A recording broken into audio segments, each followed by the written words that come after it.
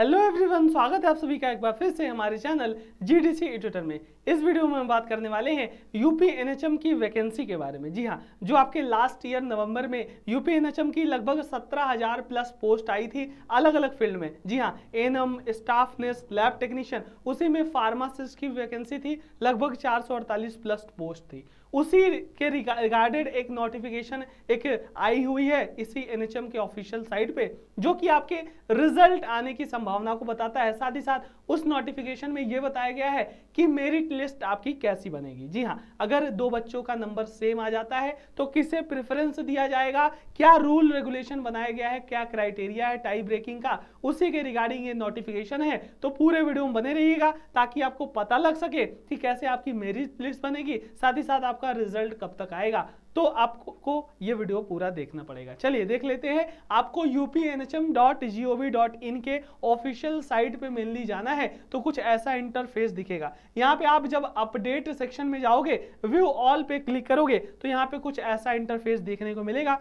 सबसे जो पहला नोटिफिकेशन, जी हाँ, सबसे पहली नोटिफिकेशन है ना, नोटिफिकेशन डेटेड 19/7/2023। जी हाँ, 19 को ही ये आपका नोटिफिकेशन आया हुआ है, जो कि है tie breaking rule for 17,000 plus recruitment drive. जी हाँ, जो 17,000 वैकेंसी आई थी ना एनएचएम में, जो आपका pharmacist, ANM, staff nurse, lab technician, उसी के रिगार्डिंग जो आपका टाई ब्रेकिंग रूल है उसके रिगार्डिंग ये नोटिस होने वाली है। दो बच्चों का अगर नंबर सेम आ जाए तो कैसे आप प्रेफरेंस दोगे या एनएचएम कैसे उनको प्रेफरेंस देगी, उसी के रिगार्डिंग ये नोटिफिकेशन नोटिस होने वाली है। ध्यान दीजिएगा इसमें क्या लिखा हुआ है, आपका सारा डाउट भी यहाँ पे क्लियर होने वाला है। क्लियर है? चलिए देख लेते हैं यहाँ पे क्या रूल है। सबसे पहले है ये यूपी एनएचएम की तरफ से ऑफिशियल साइट पे ये हमारा नोटिफिकेशन है, जिसमें क्या लिखा गया है, 19/7 को आई हुई है। This is reference to advertisement number इतना इतना 2022-23 में, जो लास्ट नवंबर में 26/11/2022 को ये एडवर्टीजमेंट नंबर जो आपका अलग अलग वैकेंसी के लिए हुआ था ना, निकला था, एएनएम के लिए, स्टाफ नर्स के लिए,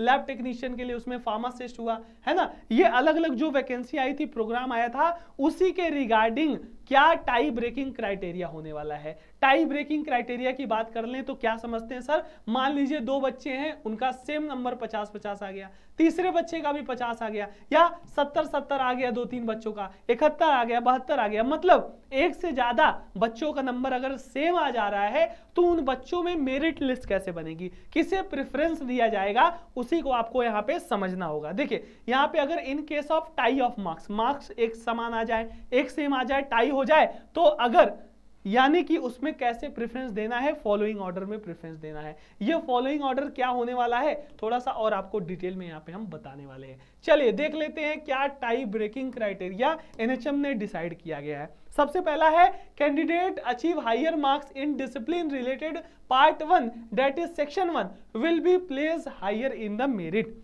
मतलब अगर मान लीजिए दो बच्चों के 50-50 है या 70-70 है, दोनों का नंबर सेम है, अब प्रेफरेंस किसे दिया जाएगा मेरिट में, ऐसे कैंडिडेट को जो कि उस अगर फार्मेसी से रिलेटेड जो हमारा मेन डिसिप्लिन था, या एनएचएम वाले हैं या नर्स वाले हैं, तो उनके डिसिप्लिन यानी पार्ट 1 वाले में, सेक्शन 1 वाले पेपर में जिसका नंबर हायर होगा। ये दो कैंडिडेट है ना, ए है, बी है, ए बी में दोनों का सेम है, लेकिन सेक्शन ए यानी कि फार्मेसी के अगर हैं तो फार्मेसी वाले पार्ट में आपका जिसका ज्यादा नंबर रहेगा उसको प्रेफरेंस मिल जाएगी। ऐसे हो गया। अगर मान लीजिए जो आपका पॉइंट नंबर ए में भी दोनों का सेम है, यानी ए बी का सेक्शन ए में वहां भी सेम हो रहा है, तब कैसे प्रेफरेंस दिया जाएगा, तो वहां पे डेट ऑफ बर्थ को, यानी कैंडिडेट जिसका डेट ऑफ बर्थ हमारा हायर होगा, यानी कि कैंडिडेट जो एज में सीनियर होगा कैंडिडेट, उसे हम हायर यानी उसे हम प्रेफरेंस देंगे। समझे कि नहीं?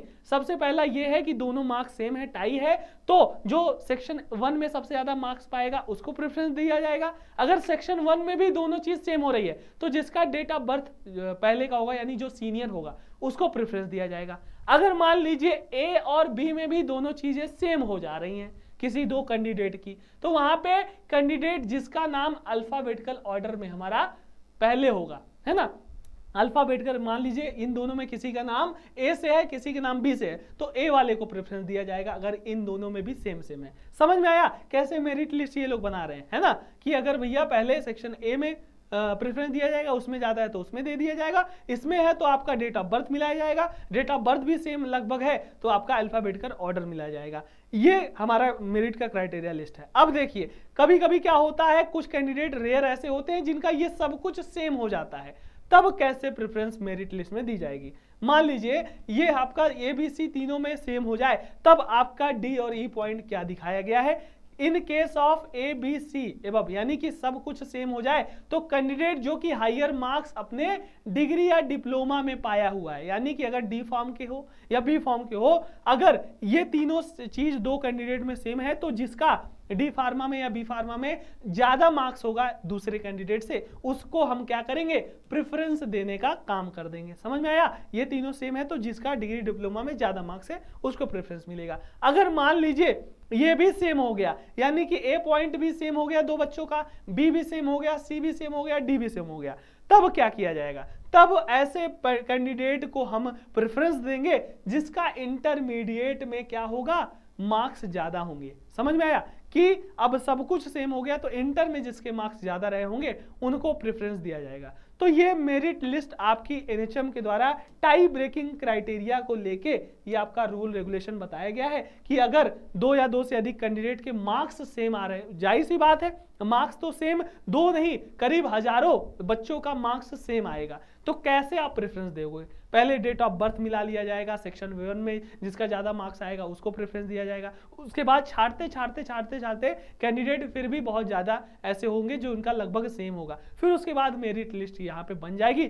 मतलब इस मेरिट लिस्ट, इस नोटिफिकेशन को जारी करने का मतलब क्या है कि आपका जो रिजल्ट है, जी हाँ रिजल्ट है आपका बहुत ही जल्द आने वाला है। जी हाँ, लगभग 1 वीक या 10 दिन के अंदर अंदर आपको रिजल्ट देखने को मिल जा रहा है, क्योंकि आपका जब नोटिफिकेशन नवंबर में आया था तो आपने देखा होगा लगभग 15-20 दिन 1 महीने के अंदर अंदर आपका एग्जाम भी हो गया था। बहुत जल्दी NHM ने दिखाया था, एग्जाम तो करा लिया था लेकिन रिजल्ट आने में 6 से 7 महीने लग गए। तो उसी टाइप रेटिंग क्राइटेरिया का जो इशू था उसको इस नोटिफिकेशन में उन्होंने बताया है, साथ ही साथ रिजल्ट आने की भी संभावना सत्य है और जल्दी आएगी।